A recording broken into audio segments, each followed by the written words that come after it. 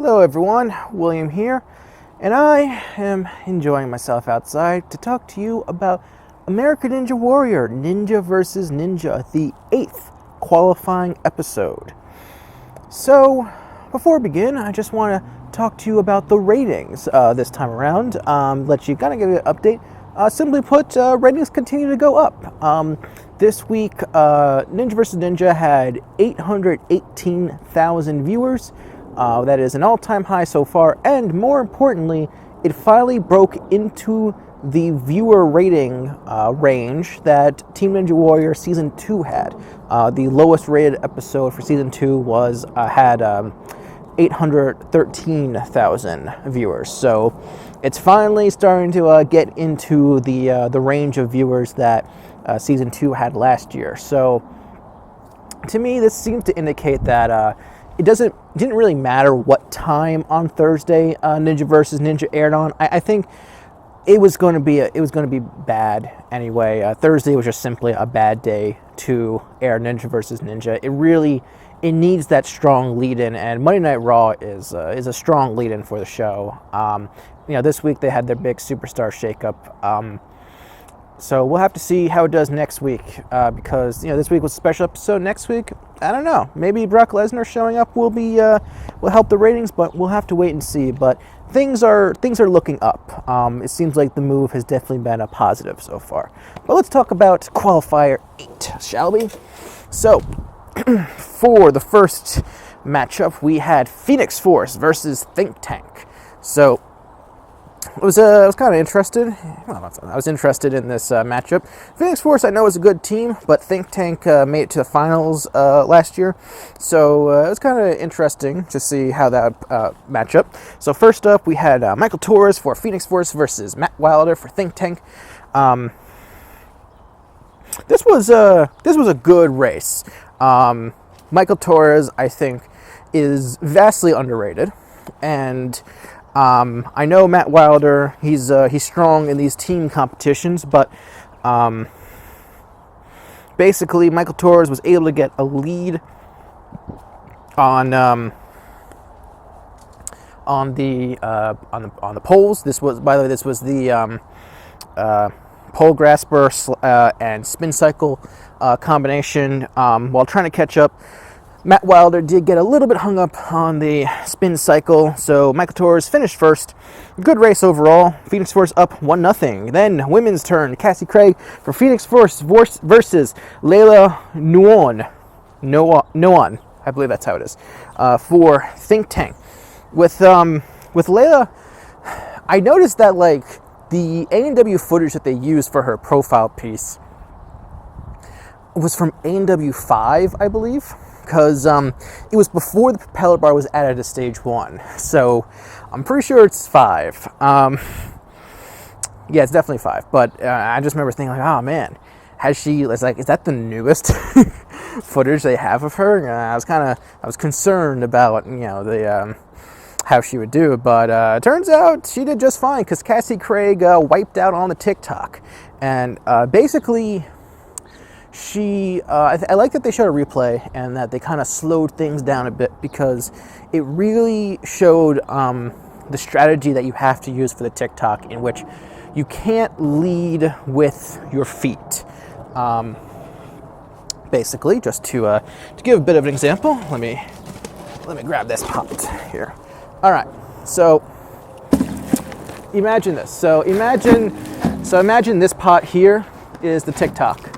All right, when you're jumping onto the TikTok, you can't lead with your feet. You have to grab the pole with your hands, either first or at the same time when you're jumping an obstacle.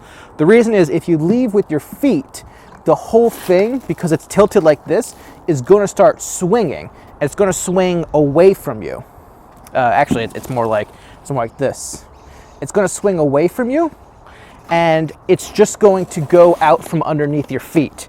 So if you land feet first, you're going to find that even though you're going to land on it, it's just going to get pulled out from underneath you, and as a result, you're going to fall. And that's what happened to Cassie Craig, and that's what's been happening to the other people who've been falling. So Think Tank goes up on that round, and they tie it up 1-1. So we're guaranteed a relay. And then we had the captains, Najee Richardson for the Phoenix Force versus Noah Kaufman versus Think Tank. Basically, this was the point where I noticed that the show had run out of smoke for the intros. Basically, this was, I believe this was filmed on day one because the cargo net for the TikTok was still higher up compared to the ones they filmed on day two. This must have been the last episode they filmed because from that point on, every intro that they did was very flaccid. Basically, what's supposed to happen is they're supposed to stand there, all the smoke's going to come up, maybe they'll do a little pose, and they turn around, and they're like, woo! But there's no, like, smoke shooting up. It's just, it's either just the general plume, the slow smoke that comes up, or in some cases, nothing. It's really awkward, because they're just standing there, and they turn around, and nothing's happening. So just a little thing I wanted to point out from this point on. Hopefully they didn't run out for the rest of the days. But basically, Najee was able to get an early read. Noah, he got low on the pole grasper, but he got his feet wet. Najee almost fell on the floating tiles. That had me worried there. And he got wet too. But he was able to maintain a lead. He was able to get to the warped wall first, and he finished first. Noah, I believe, ran at around the same time, but he slipped because of his feet, unable to catch Najee. Najee wins. Phoenix Force goes up 2-1. So it came down to a relay, and they really showed the benefits of how the penalty is not a kiss of death on the relay, because basically it's so first up, Cassie and Leila. Cassie once again went down on the TikTok, and so the second part was Michael Torres and Dr. Noah Kaufman. And what happened here was a combination of Noah Kaufman going a bit too slow on the pole grasper, and Michael Torres being really good at the pole grasper. I would say Michael Torres probably the MVP of this relay. He did the pole grasper so quickly that even with the 5-second penalty, he was able to take the lead on the pole grasper, and he was able to hand it off to Najee. And despite Matt Wilder's best effort, he couldn't catch Najee. Najee finishes first. So despite a penalty, Phoenix Force wins, and they win the match 3-1. So, second half of the episode was Team TNT versus Frostbite. So Team TNT, for those you don't know, in the first two seasons of Team Ninja Warrior, Team TNT finished in second place, as in second place overall for the entire season. They were the runners-up both seasons. So when I was making my picks, I picked them because I figured, I mean, you know, they're arguably the most consistent team of the bunch. Yeah, very surprising results. So we start off with Brett Sims and Jackson Meyer. Jackson Meyer, his profile was weird. They really wanted, the way they played it up, it almost made it seem like he's not very good. That's what they were trying to play it up as. I remember he was like the Boy Scout ninja guy. I think he's kind of not really focusing on that anymore, which that's fine. Don't blame him. They showed footage from Brett Sims competing in Japan and Malaysia. There was a photo of him with Nagano. They showed A&W 1 footage. Oh my god, it looks so worse compared to current A&W footage. I wish, but that's what they had. Basically, what happened here? Jackson Meyer got a lead on the pole grasper, and while trying to catch up, Brett Sims originally slipped on the floating tiles, got wet, pulled himself up, and then fell down. So, relatively easy win for Jackson Meyer. Jackson finished anyway, which is always good. Got to get that experience feel out the course and all of that. Now for the women, Emily Durham for Team TNT versus Zhanique Lovett. Zhanique was able to get an early lead against Emily, but Emily was able to get that lead back on the floating tiles. Came down to the warped wall. Emily, however, missed the warped wall, couldn't get up. Zhanique finally able to get up the warped wall after multiple failed attempts on last year's A&W season. So Frostbite goes up 2-0, which means Travis Rosen is in a must-win situation. He has to beat Nick Hanson from Frostbite, 2 captains going out. Travis Rosen able to get a lead on the poles. Nick got a little bit hung up there, but it came down to a very shocking finish. Travis Rosen couldn't get up the warped wall. He tried and he fell, and Nick was somehow able to come from behind and then make it up to the warped wall first. Travis couldn't do it for some reason, and he lost. And Nick, when he hit the button, he couldn't believe it, because I think Nick realized he probably shouldn't have won that race. That was Travis's race to lose. That was not Nick's race to win. Travis, I don't know what happened. He just couldn't get up that warped wall. It was very unlike him, because you look at his history. He's very good. Even Travis had that look of like he doesn't know what happened, and I feel bad. So shockingly, the 2-time runner-up team gets shut out 3-0, which means they're probably not going to be a wild card.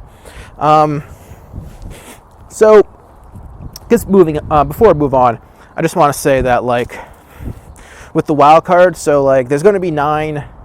The 9 runners-up from each episode are going to get wild cards, to my understanding, and 3 other teams are going to join them. It was announced on Instagram that NorCal Ninjas was one of them. I have a strong feeling another one's going to be Beast of the East. And as far as I'm concerned, the Big Dog Ninjas should... actually, hold on. Let me rephrase that.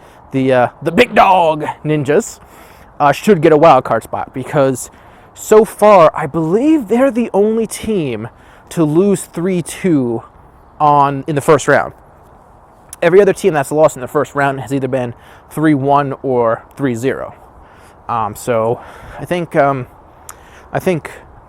Big Dog Ninjas, they deserve a wild card spot. Obviously, we'll have to see next week's episode if any of those teams finish 3-2, but I have a feeling probably won't. So the finals on the extended course, Frostbite versus Phoenix Force, start off with Jackson Meyer versus Michael Torres. Jackson Meyer, he got a little hung up on that TikTok. He didn't do the clean jump and then transition to the net thing. When they got to the extended portion, Michael Torres, despite having a lead, he was still skipping rungs on the salmon ladder. At the end of the day, Michael Torres easily finished first. Jackson Meyer he couldn't keep up with Michael Torres, so Phoenix Force goes up 1-0. Next up, the women, Zhanique Lovett and Cassie Craig. Zhanique was able to get a very early lead, and was able to then get an even bigger lead on the pole grasper. We don't know how she would have done on the extended course, because Cassie Craig ended up wiping out on the spin cycle. A bit of a scary fall, because she fell. She did that thing that some people do where they fall backwards towards the landing at the starting area on the spin cycle. I really wish they would put like a pad on that wall where this trampoline is.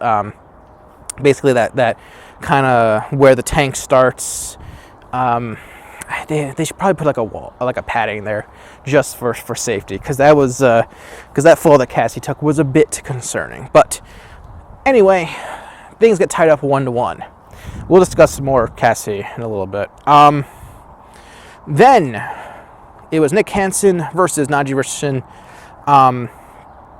Nick was actually able to get a little bit of a lead on the pole grasper. Najee got a little bit hung up, got a little bit cut off, if I remember correctly. But salmon ladder, the back half of the course is what made a difference. If this was the short version of the course, Nick would have won. But Najee was able to do the salmon ladder very quickly. And at that point, Nick, he tried, he couldn't. Nick got gassed on the back half of the course. Nick didn't even try the zigzag climb because Najee flew up that thing. Holy cow, I couldn't believe how fast he went up that thing. I'm not sure if I can even run on the ground as fast as he did the zigzag climb. Very impressive finish. Najee brings his team's lead to 2-1. We got to go to at least one relay. And I'll say, last week I talked about how the new time slot kind of benefited from figuring things out and spoiling, but I got a little bit wiser because what is it? There's the super slow replay. They do that. I noticed when I was watching on TV that they do the super slow replay. Which isn't even that slow, to be honest. They do the super slow replay on the second to last commercial break. So at some point when watching the finals, I kind of wised up and I realized we got one more commercial break left. So probably, yeah. I think that's when I kind of realized that this wasn't. Was it before things even started? I realized it wasn't going to be a shutout. Obviously, when Zhanique won, it became 1-1. We weren't to release a relay, but yeah, kind of was able to wise up a little bit in that regard. But first, anyway, relay time. So for the women, Zhanique able to get an early lead on the swing once again, but Cassie Craig, for the second time, went out. For the third time, actually, went down on the TikTok.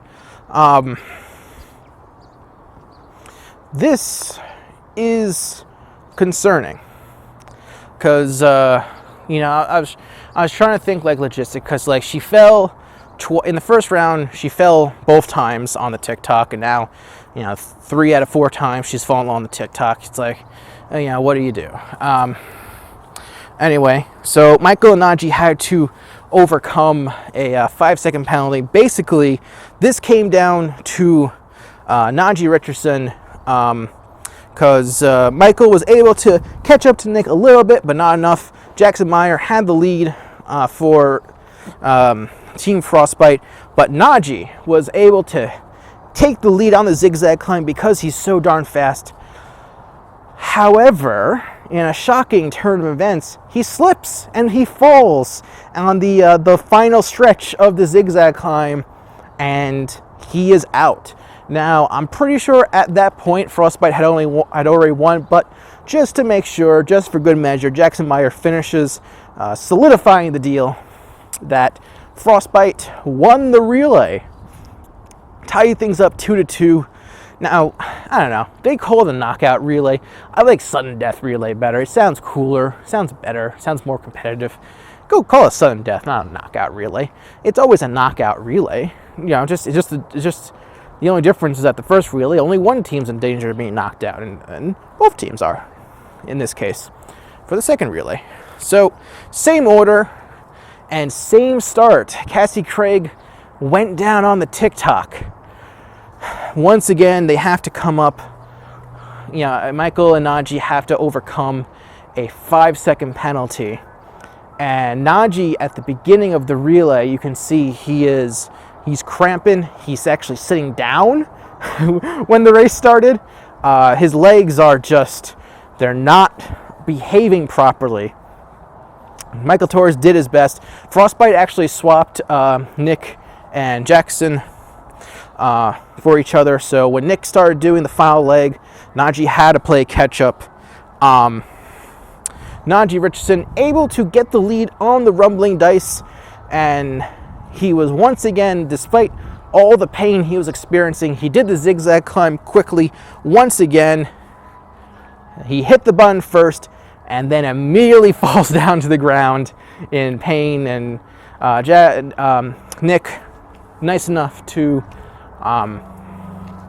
rub Najee's legs for him, help him recover. But most important part is Phoenix Force wins, and they are moving on to the playoffs. I'm not going to put a lot of faith in Phoenix Force winning the whole thing because, let's be honest, Michael and Najee carried Cassie in this episode. Cassie attempted the TikTok 5 times, and she failed 4 of them. And I thought maybe they wanted to consider putting Cassie in the middle part, but then I remembered, oh yeah, she failed the spin cycle the one time she cleared the TikTok. So unless they remove the TikTok for the playoffs, which I don't know if they're going to do that. Basically, Cassie's got to figure that obstacle out. Otherwise, we're just going to have more situations where Najee and Michael are just going to have to, carry the team through the relay, and it's going to be hard to tell if they can pull it off, especially with the shorter relay. They got a little bit lucky that Noah Kaufman did the pole grasper a little bit slowly. Obviously part of it just because Michael Torres was just so darn good at the obstacle, but you gotta call how I see it sometimes. But Cassie is definitely a huge liability for that team, and it's unfortunate. But we'll have to see. This is definitely the biggest example, in my opinion, of a team having a weak link. But we'll have to see what happens. So, Frostbite moving on to the wild card round. Phoenix Force moving on to playoffs. We'll have to see what happens to the other two, although I have a feeling we won't be seeing them in the wild cards. But let's talk about next week's episode, shall we?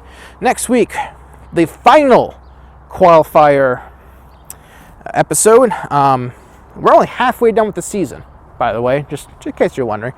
But the final qualifier episode, we have Superhero Squad, Jamie Ron, Rachel Goldstein, and Sean Darling Hammond versus Wisco Warriors, Drew Knapp, Andrew Philbeck, and Sarah Heason. I'm going with the Superhero Squad.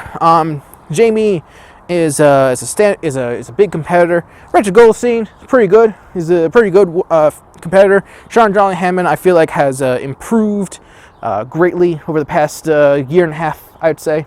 So I'm going to go with them.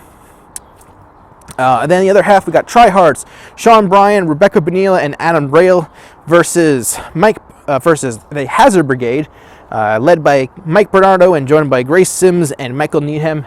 I'm sorry, Mike. I'm going to go with Tryhard, Adam Rail, and Sean Bryan, and Sean. Yeah, it is Sean Bryan. Okay, I'm sorry, I blanked there. They have a reputation for going fast and doing really well. Adam Rail's been killing it in the Wolfpack Ninja tour.